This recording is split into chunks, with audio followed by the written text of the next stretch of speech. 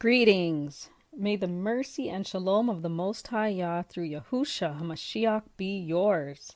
Thank you for being here. It is not a coincidence that you're here, so I pray that you will stay and listen. So this was not the part 2 of Yahuwah's deliverance prayer and meditation that I had planned, that was already written previously. However, the Most High directed me to use Hannah's prayer, which I did plan to do, but not yet. But he showed me a connection between his salvation and deliverance in Hannah's life and in her prayers. So that's what I'm going to share in this video. So this is no profound revelation. It's actually quite simple, but sometimes the simplest things are the most crucial because we tend to, overlook those things. So Hannah's story is in 1 Samuel chapter 1 to chapter 2 verses 1 to 10 and 18 through 21. Hannah was the wife of Elkanah and the mother of the great judge and prophet Samuel. In biblical Hebrew, Hannah means favor, grace, acceptance, and kindness. So Elkanah had 2 wives, Hannah and Peninnah. Hannah was barren. In fact, the scriptures say that Yahuwah had closed her womb. However, Peninnah or Peninnah had children. Despite that, Elkanah favored Hannah. As a family, they went up to the house of Yahuwah in Shiloh yearly to worship and sacrifice unto him. So year after year, Peninnah would provoke Hannah to misery in regards to her barrenness.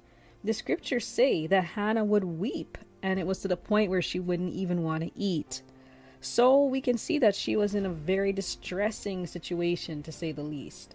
She prayed fervently. We see the picture of her in Shiloh one of these times, praying and asking the Most High for a child and vowing that she would dedicate the child back to him. Eventually, Yahuwah remembered Hannah and she did give birth to Samuel. And later on, she had more children.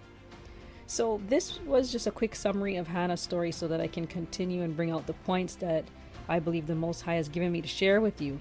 But please read the story for yourself because the details are there when you read it that really shouldn't be missed. And again, many of you probably have read it already. So though Hannah was agonizingly provoked, we see her response was not what comes naturally. She didn't retaliate. She didn't boast in the favor of Elkanah in Peninnah's face. Instead, she took her bitterness of soul, her sorrow and anguish, and poured them out in prayer unto the Most High Yah. She poured out her soul with such intensity that the priest Eli thought she was drunk, probably the same way they thought those who prayed in the Spirit were drunk in the book of Acts. Maybe that's not the case, but that's what it reminds me of. And I may not have all the reasons why Hannah prayed like this, but I can give 3 reasons that seem clear. Number 1, she was full of distress, sorrow, and anguish, and she was full of desire, her desire for a child. Number 2, she was humble. She poured out all of her soul into her dependence on the Most High. And here I've just put some other words for dependence, which is she put her trust, her hope, her belief or faith in the Most High and his power. And number 3, she was devoted to the Most High Yah. So again, there may be other reasons, but at least because of these 3 or 4 things, depending on how you count them, Hannah had poured her very soul, her very being out unto Yahuwah, like a drink offering was poured out in the days of the temple and sacrifices. But this was greater because it was her very soul. So how do we, or how have we, handled our anguish, our sorrow, and desire? The depth at which we are willing to pour out our souls unto the Most High is directly related to how much we think he can or will help us. Our distress can draw us to him, causing us to bare our souls before him, acknowledging our need of him. This shows how much we recognize that he is the supreme ruler over our lives. We are not the rulers over ourselves. And in this state of being, we increase our dependence on Him for everything. Note that this was Hannah's experience. That is her dependence, her trust, hope, and belief in Yahuwah Sabaoth did not come from receiving the answer she wanted. In her prayer, in chapter 2 of 1 Samuel, we see that she understood that only the Most High Yahuwah is all-powerful and governs all that happens in the earth, and thus all that happens to her, because she had devoted her life to Him, so only He could deliver her. So after she had prayed, it says in verse 18, "So the woman went her way and did eat, and her countenance was no more sad." At this point, her situation had not changed, yet her appetite returned and she was no longer sad. So then, humility is not only about taking humiliation and not retaliating against those who hurt us, but it is an internal heart condition connected to recognizing that we cannot help ourselves. We come to the end of ourselves and pour out our souls to Him as we see Him in all of His power, His mercy, His love, and His goodness. And we truly develop that unwavering dependence upon Him. Hannah went to Shiloh year after year, so it's likely that she did not pray like this only one time. She was probably praying like this every day, and that continuous pouring out of her soul would have drawn her closer and closer to the Most High, and her faith would have grown stronger, not weaker. In fact, she was probably like the widow in Yahusha's story of the widow and the unjust judge who continued to pray and she continued to put her petition before the judge, which is what we do when we pray. And in this parable of the widow and the unjust judge in Luke 18 verses 1 to 8, there is another parable following it in verses 9 to 14 about two men who went up to the temple to pray. And again, in both of these parables, Yahushua HaMashiach teaches the requirement of dependence or trust and belief and hope in the Most High Yah, the necessity of humility, the utter vanity of arrogance, and the importance of continued supplication and prayer.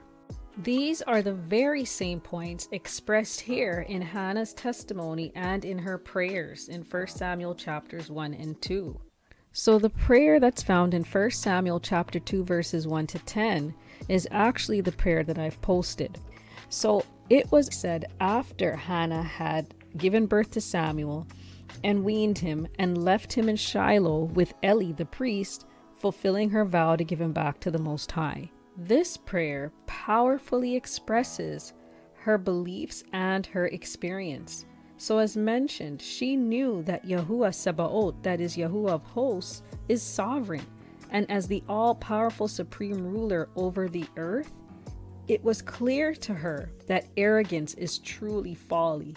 And she experienced this arrogance in Peninnah, who was not barren, but provoked Hannah severely because Yahuwah had closed her womb.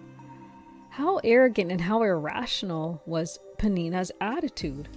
I mean, most of us wouldn't even think of, boasting about something like that. But most of us do have some form of arrogance. Maybe not in that very outspoken and harsh way like Peninnah. Maybe it could be, but some of us have it silently in our hearts. So in fact, arrogance prevents us from receiving the revelation of the Most High's power and deliverance. Recall that Yahuwah resists the proud, but He gives Hannah to the humble. That's right. He literally gives Hannah, which is the word for grace, favor, acceptance, and kindness, to the humble. And that's in James 4 verse 6 and 1 Peter 5:5. So when Hannah experienced His grace, His favor, His acceptance, His kindness, in her prayer, she said that she rejoiced in Yahuwah's deliverance. She rejoiced in his salvation. In other words, she rejoiced in Yahusha. That's right. She rejoiced in Yahusha.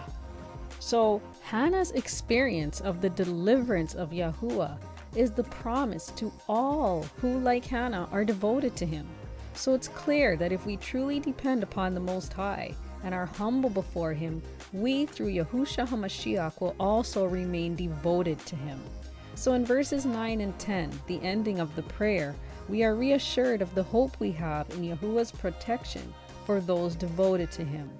The word for saints in verse 9 can be better translated or understood as pious, dedicated, or devoted. And those who are devoted, faithful, or set apart unto the Most High will refuse to compromise. Thus, they will have no fear during the dark days of his judgment. So this is perfect for the current time we've entered into right now. Many will find themselves in impossible situations like never before, and we will have difficult choices to make. Will we succumb to the system and the God of this world, which will surely offer us a way out? Or will we depend on the supernatural power of the Most High? So even as some are physically preparing for things that they see coming, that's important, but it's futile if we're spiritually disconnected. Because for a certainty, no one can ever be prepared for everything. The Most High has designed it that way. He will test us, just as he tested Hannah and all of his servants. Remember, Hannah's barren state was his doing. So even if we are not in difficult or unbearable circumstances like Hannah was, we all need to humble ourselves before him, because every one of us needs him. We need his deliverance.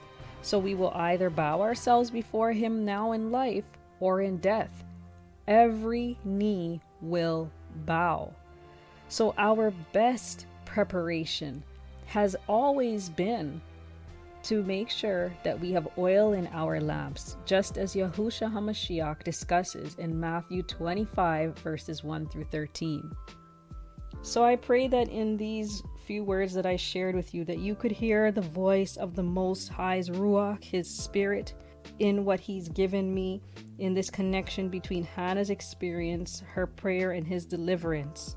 So our total devotion and dependence on the Most High evidences our humility before him, and then he can show us his grace, his favor, his acceptance, and his kindness, his chana, through Yahushua HaMashiach, his deliverance. May the Ruach HaKodesh, his holy, his set-apart spirit, use these words for the purpose he intends in our lives. Thanks again for listening and watching. I hope you will pray and meditate on the prayer of Hannah. Shalom, shalom.